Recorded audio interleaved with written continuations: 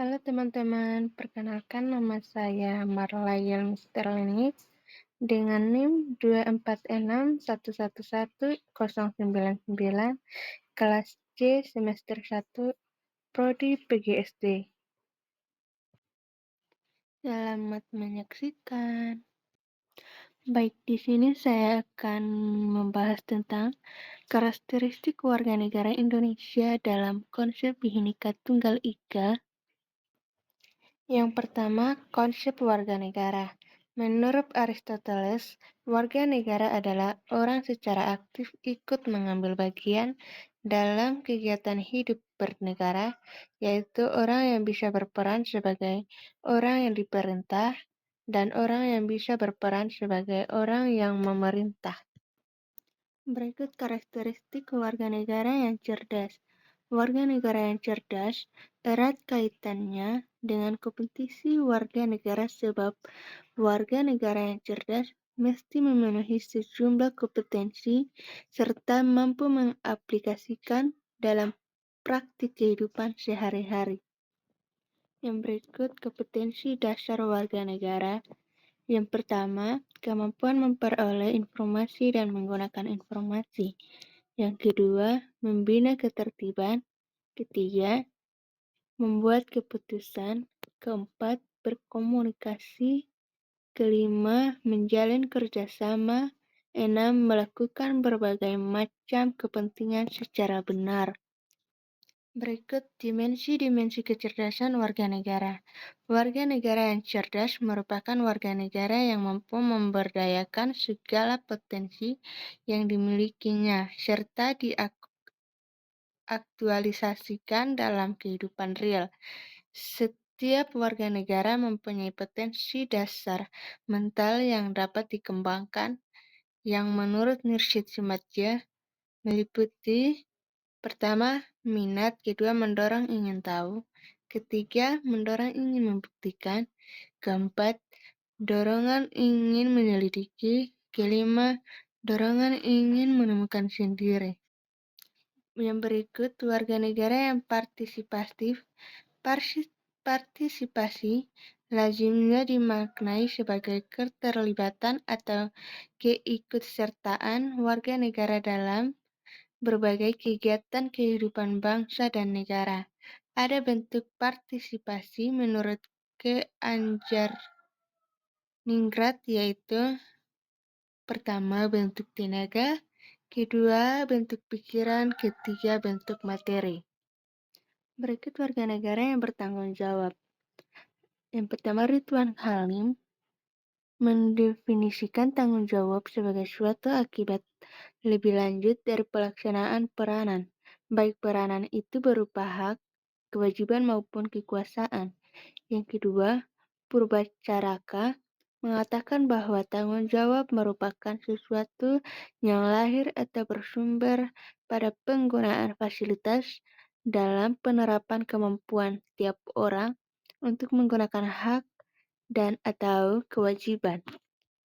Selanjutnya, tanggung jawab warga negara terhadap Yang Maha Esa. Tanggung jawab warga negara terhadap Tuhannya diwujudkan dengan melaksanakan semua perintah dan menjauhi larangan-larangannya. Hal ini masing-masing akan dimanifestasikan dalam bentuk sikap dan perilaku dalam kehidupan sehari-hari di masyarakat. Berikut tanggung jawab warga negara terhadap masyarakat. Sebagai anggota masyarakat, perwujudan tanggung jawabnya dapat dilaksanakan dalam bentuk sikap dan perilaku sebagai berikut. Yang pertama, memelihara keamanan dan ketertiban masyarakat. Yang kedua, menjaga dan memelihara persatuan dan kesatuan masyarakat. Yang ketiga, meningkatkan rasa kesetiaan kawanan sosial di antara sesama anggota masyarakat. Keempat, menghindari sikap dan tindakan diskriminatif dalam rangka menghindari terjadinya perpecahan di masyarakat, bangsa, dan negara. Selanjutnya, tanggung jawab warga negara terhadap lingkungan. Manusia dan lingkungan memiliki hubungan yang sangat erat satu sama lain dan tidak dapat dipisahkan. Tanggung jawab yang dimiliki manusia dalam melakukan hubungan dengan lingkungan alam tidaklah ringan. Manusia dituntut memiliki sikap dan perilaku antara lain. Pertama, memelihara dan menjaga kebersihan lingkungan. Yang kedua, mengeksploitasi lingkungan sesuai kebutuhan dan tidak dilakukan secara berlebihan. Ketiga, menggunakan teknologi ramah lingkungan. Berikut tanggung jawab warga negara terhadap bangsa dan negara.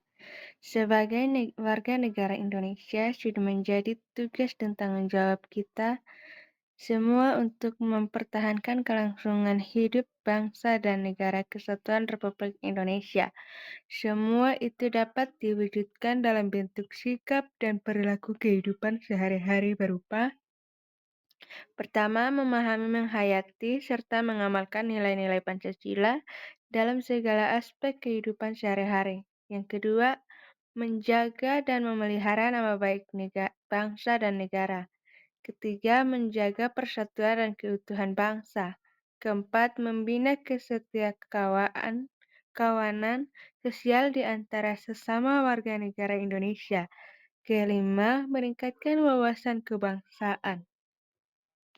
Berikut warga negara yang religius dan penuh toleransi. Manusia adalah homo religius, artinya makhluk yang beragama, makhluk yang mempunyai keyakinan akan kesatuan Tuhan Yang Maha Esa, yang menguasai alam jagat raya beserta seluruh makhluk lainnya di dunia. Landasan ideal negara kita, Pancasila, dengan tegas menyebutkan bahwa negara berdasarkan atas ketuhanan Yang Maha Esa. Ini berarti seluruh bangsa Indonesia meyakini dengan benar kekuasaan dan keesaan Tuhan, penciptaan dan pengurus seluruh penjuru alam beserta isinya ini. Berikutnya pengertian warga negara religius. Warga negara religius adalah warga negara yang senantiasa memahami serta mengaktualisasikan nilai-nilai ajaran agama yang dipeluk dan diyakininya dalam konteks kehidupan sehari-hari, baik di lingkungan, keluarga, masyarakat, maupun bangsa dan negara. Dan yang terakhir, pentingnya suatu toleransi. Toleransi adalah sikap lapang dada terhadap prinsip atau pendirian orang tanpa mengorbankan prinsip dan pendirian sendiri. Secara umum, toleransi dibagi ke dalam dua jenis, yaitu yang pertama toleransi agama dan kedua toleransi sosial. Cukup sekian dari saya. Bila ada kesalahan, saya mohon maaf yang sebesar-besarnya. Terima kasih.